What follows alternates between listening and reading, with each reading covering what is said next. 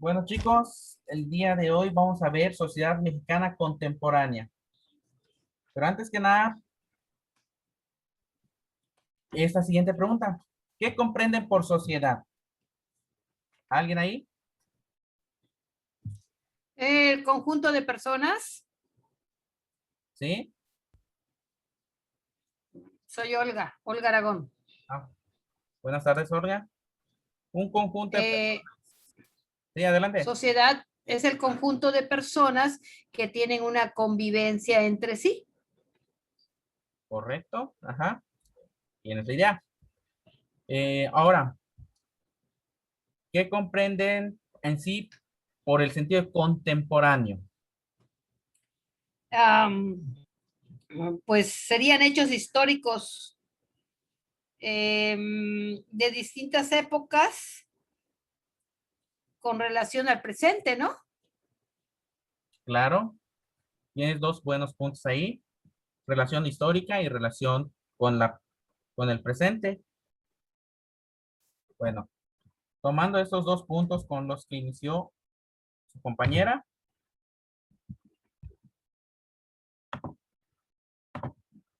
vamos a ver.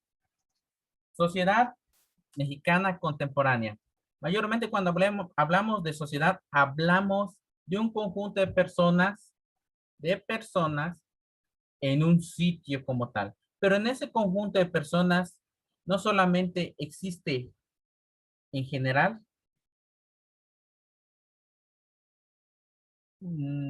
personas unísonas, o sea, iguales. Mayormente, cuando hablamos de sociedad, se habla en general, pero si la Claro, particularizamos, hablamos mayormente de un sentido global.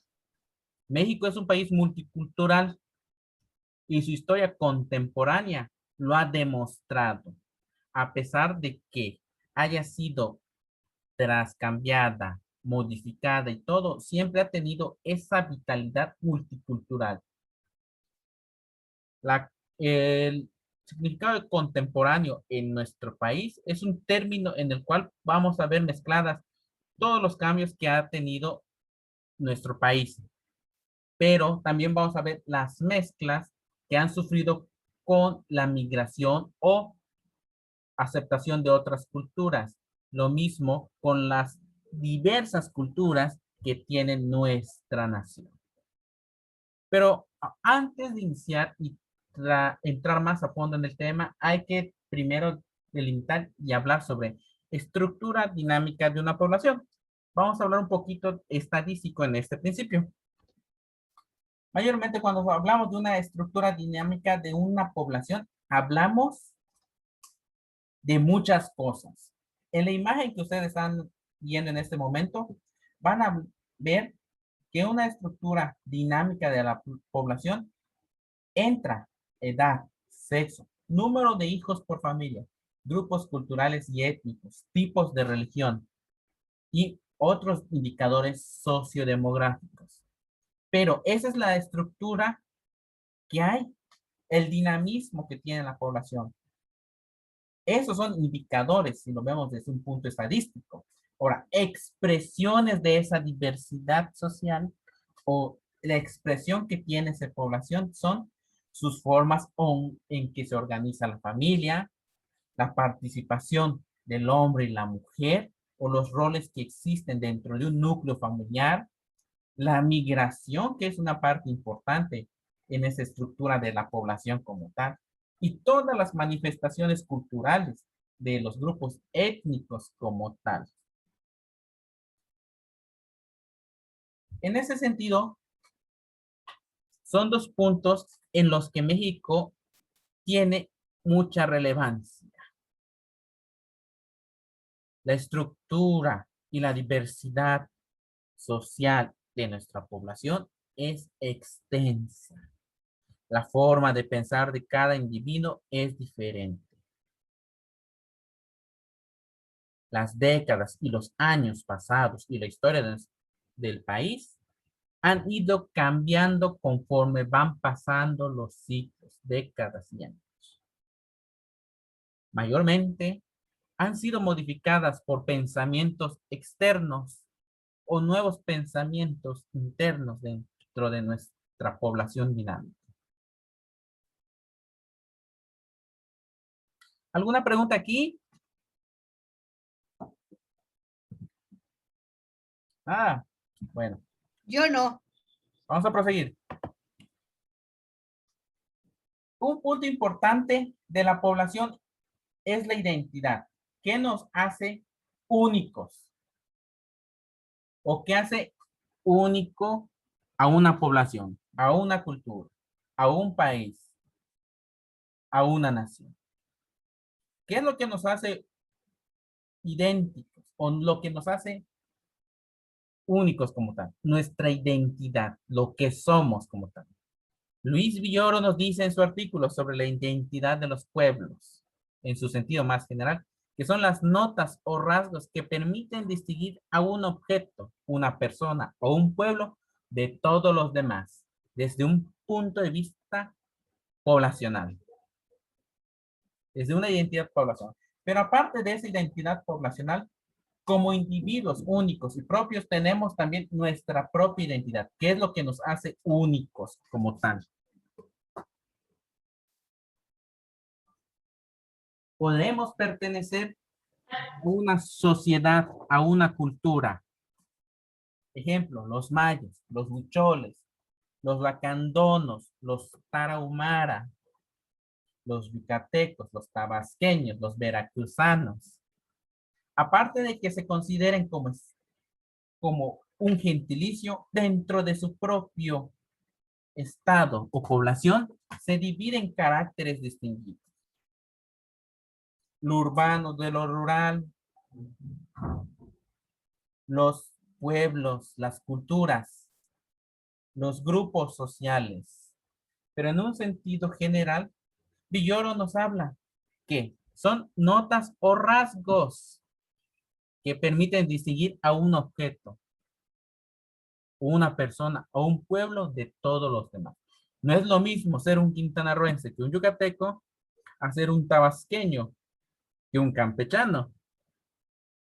Mayormente a veces la connotación del acento, la cultura o la forma de vestir distinguen a cada identidad y a cada pueblo como tal. No es lo mismo mi forma de vestir a la forma de vestir de ustedes como tal. No es lo mismo el modo de pensar de una persona joven a la de una persona adulta. En su sentido, la identidad son rasgos únicos que nos permiten distinguir de los demás. Es como el dicho de que tú eres la oveja negra de la familia, pero tú eres único, eres idéntico y algo te hace especial. Identidad colectiva es muy subjetiva porque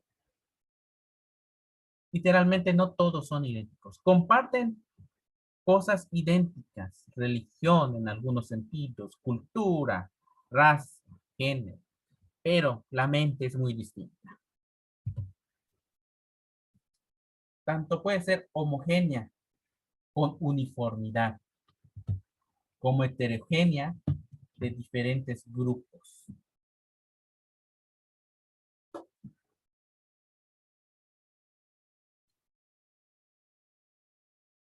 En ese sentido,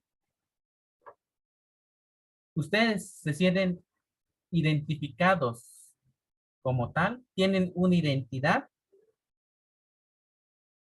que los hace únicos.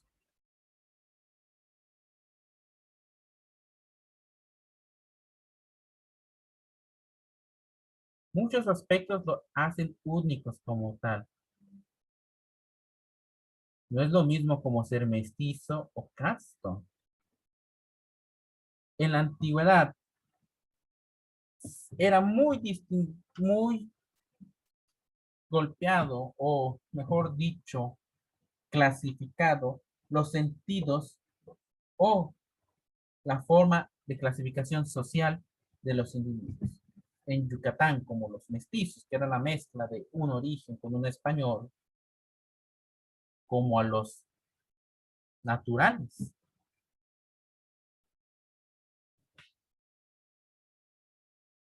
Desde muchos sentidos, la identidad es algo que nos hace únicos.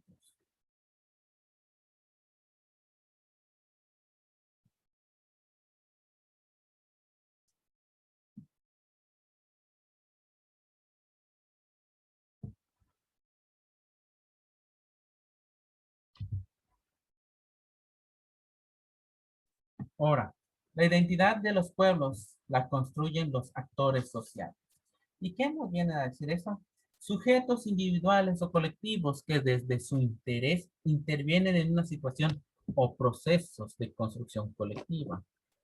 Son ejemplos de actores sociales los individuos que habitan en un país, las organizaciones tales como el gobierno, las iglesias y las cámaras, etcétera.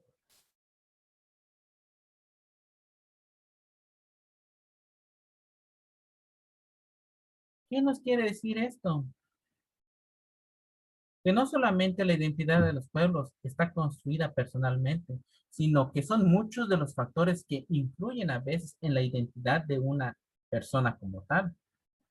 Entre estas, como lo menciona este pequeño párrafo, está el gobierno, las iglesias, las cámaras, etcétera. Un sinfín de actores que influyen en la forma de pensar de cada individuo.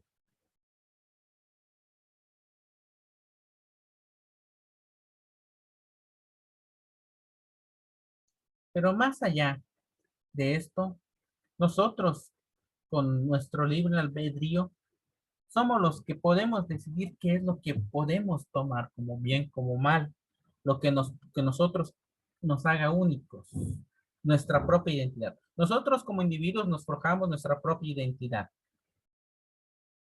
sí, pero los demás factores nos ayudan a construir o a darnos una idea de esa identidad que queremos tener. Hay una lectura que me gustaría que leyeran, que se habla de la población de México, creció en 31 millones en los últimos 20 años. Esa lectura se encuentra en el libro que se les facilitó. Es muy interesante. Van a ver cómo interviene mucho el crecimiento de la población de México y cómo se culturaliza, sobre todo, y la identidad que cada sujeto puede tener. Bueno, hablando de este mismo tema, de la lectura, vamos a aunar ahora sí en 31 millones en los últimos años, bueno, en los últimos 20 años. ¿Ustedes a qué creen que se deberá ese aumento? Díganme, Pues no hay control de natalidad. desde un punto o un sentido. ¿Y cómo Bueno, sabemos pues, eso? ¿Cómo sabemos nosotros que hay 31 millones en los últimos 20 años? pues, pues porque se supone que hay un control, por ejemplo, de INEGI, ¿no? Que controla, o sea, lleva la numeración de cuántos somos. Hay un censo. Correcto, a eso queríamos llegar. Desde ese sentido, lo que comenta su compañera, ¿un censo qué es para ustedes? Es como un resumen, o sea, son preguntas, vienen, te visitan y te preguntan y tienes que decir la verdad, pues para apoyar y saber cuántos vivimos, cuántos somos. Muy cierto, correcto. Ahora, censo, ¿qué nos proporciona? Proporciona una descripción de la población del país en un momento específico, por lo que utiliza diversos datos que nos proporcionan o podemos explorar de distintas características de las poblaciones de México. No solamente de México, cada país puede tener su propio censo y establecer sus rasgos distintivos y las diferencias que identifican a las diversas regiones del país. ¿Y qué es un censo en sí? Más específico, un conteo de las características específicas de algo que nosotros queremos saber. Lo mismo puede suceder en un salón de clases. Hagamos el censo de cuántos alumnos tienen beca. O queremos saber cuántos alumnos ¿Trajeron sus libros de matemática? ¿Cuántos alumnos son diestros o ambidiestros? Como tal.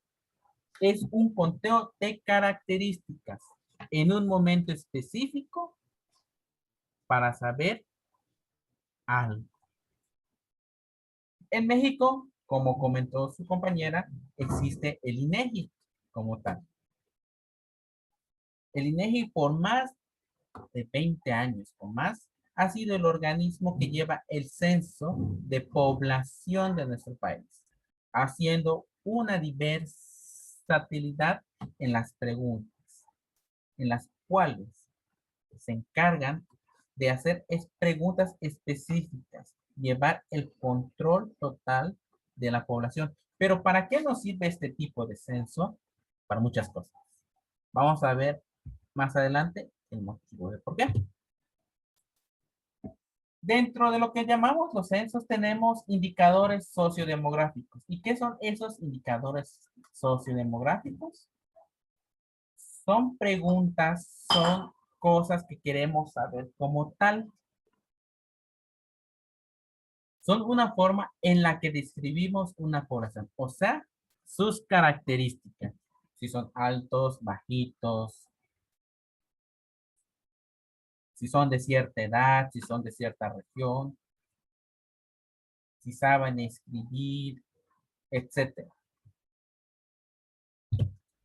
Y entre estos, los más importantes son la edad, el sexo, la distribución en el territorio, el tipo de lugar, tamaño promedio del hogar, tamaño y tipo de familia, la fecundidad, la religión, ocupación por sector de economía y grados de estudio.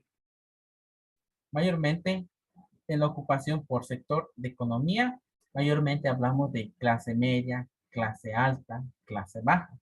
Los grados de estudio, pues nivel básico, bachillerato, nivel licenciatura, como tal.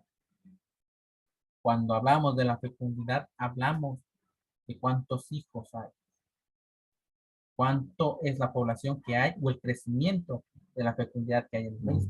Tamaño y tipo de familia. ¿Cuántos hay en familia? ¿Qué tipo de familia es? El tipo de lugar. Zona rural, zona urbana, distribución en el territorio, estado o población. Y ya edad y sexo, pues ya lo comprenderá. Mayormente este tipo de indicadores sociodemográficos, como lo dice ese pequeño párrafo, se expresa en números o series de números que permiten evaluar un elemento o característica social con respecto a otras. Está dado por porcentajes, a veces en gráficas de pastel o en barras como tal, para ver el aumento de una población o en curvas para determinar el descenso en un punto específico como tal. ¿Algunas preguntas aquí? Ninguna por mi parte. Ok, vamos a proseguir. Ahora, si ya hablamos de un censo, hablamos de los factores sociodemográficos o los indicadores como tal, vamos a hablar sobre la estructura de población, de los puntos de un censo para determinar por edad y sexo. Mayormente, cuando hablamos de estadísticas en ese sentido, volviéndolo a números, vamos a ver histogramas. ¿Y qué son histogramas? Son barras laterales en las cuales determina cierto valor o cierto índice de acuerdo a la población. En este sentido, en edad y sexo respectivo a la población como un indicador dentro de un censo, está el histograma en forma de T invertido, en la cual nosotros vamos a ver el crecimiento de la población acorde a la edad y al tiempo. En este sentido, son los indicadores más básicos que se utilizan en la descripción de una población cuya representación está dada por una pirámide poblacional. ¿Cuántos habitantes tienen cierta edad? ¿Cuántos son de tal sexo como tal? En ese sentido, en la imagen que ustedes ven en su pantalla, ¿me pueden describir este histograma en T o qué es lo que ustedes ven en este histograma?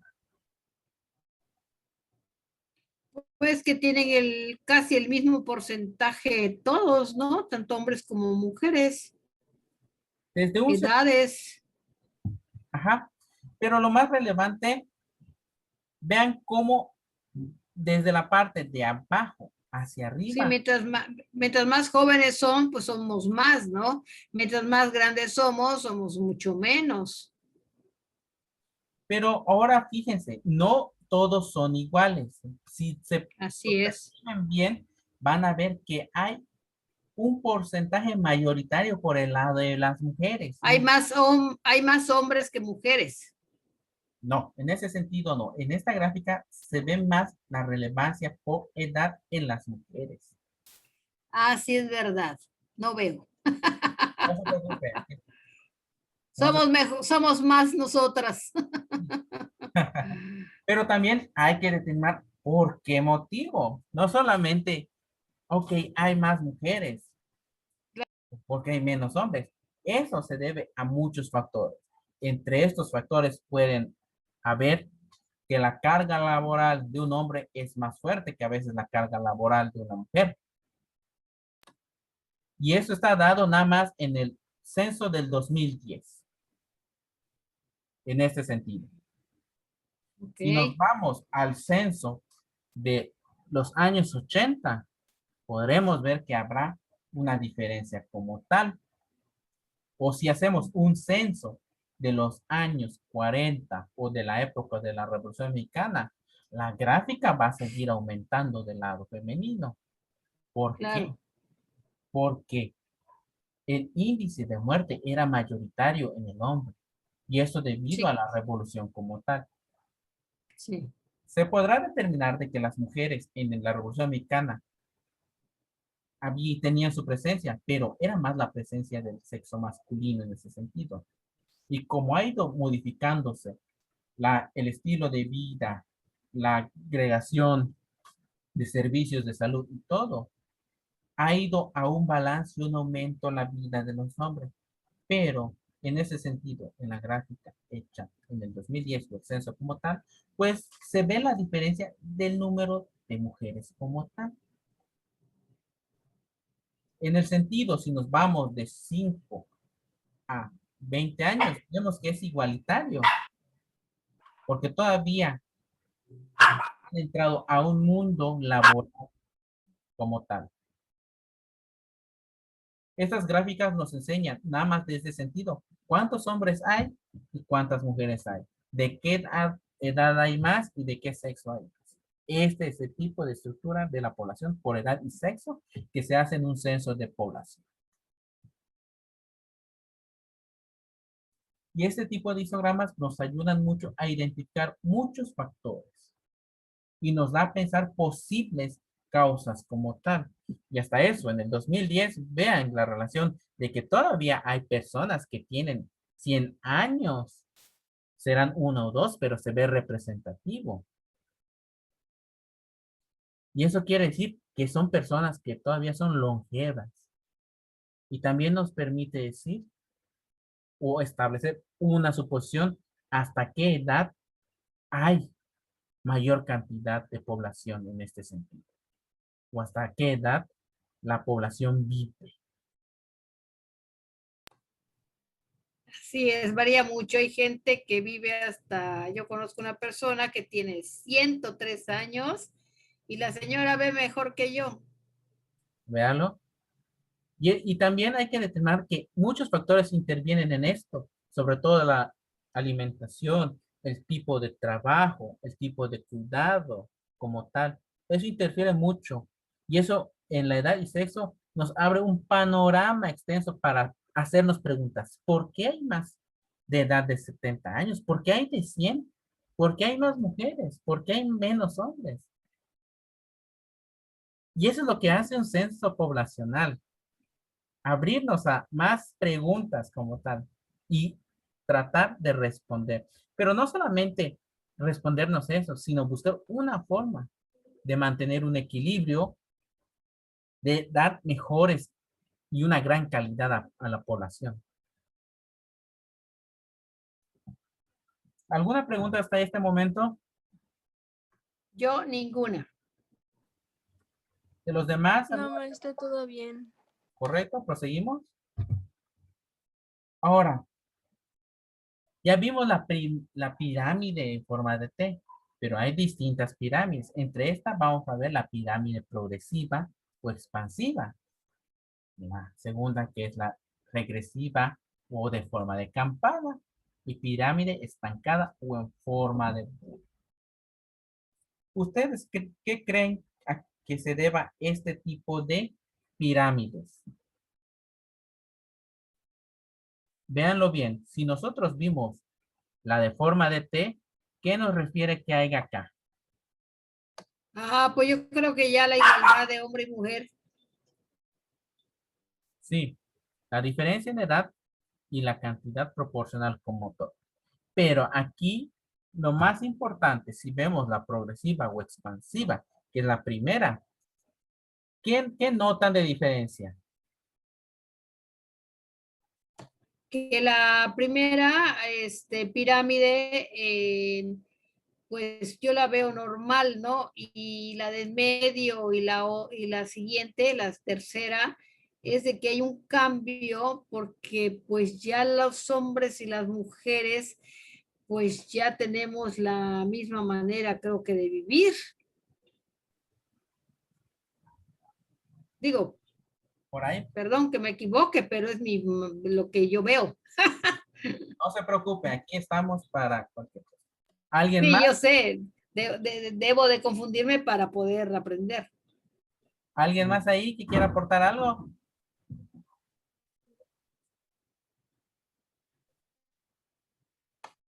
Nadie. No, maestro, nadie habla. Además, hablen, nadie les ve. Bueno, en ese sentido, en la primera pirámide vamos a ver que hay un índice alto de crecimiento en las personas jóvenes, chicos. Significa que hay una tasa de natalidad grande y un descenso de habitantes en la punta. Hay un gran número de personas de 25 a 29 y no nos vayamos ahí de la edad de 0 a 4 años, 5 a 9. Hay un gran número, pero a partir de 40 hasta arriba hay un descenso. ¿Qué quiere decir? Que hay más gente joven que gente adulta. Eso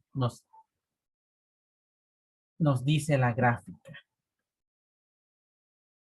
Más allá de ser diferente, esa es la característica de esta gráfica.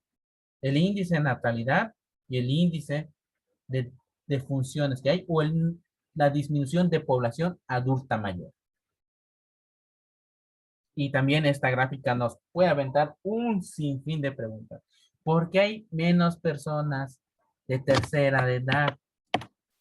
¿Por qué se mantiene estable los de mediana? ¿Y por qué hay un exceso en el índice de natalidad? Esa gráfica es muy importante también.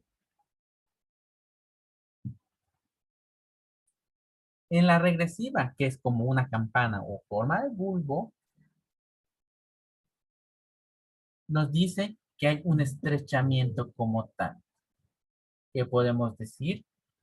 En ese sentido, si lo hablamos en cierta población, podemos determinar de que hay más personas o individuos dentro del parámetro de 10 a 59 años y menos índice de natalidad a comparación de la primera. Y un aumento un poco significativo en la edad avanzada. Bueno, chicos, está acabando el tiempo y vamos a darles 10 minutos y iniciamos la siguiente parte. Gracias. Ok, maestro.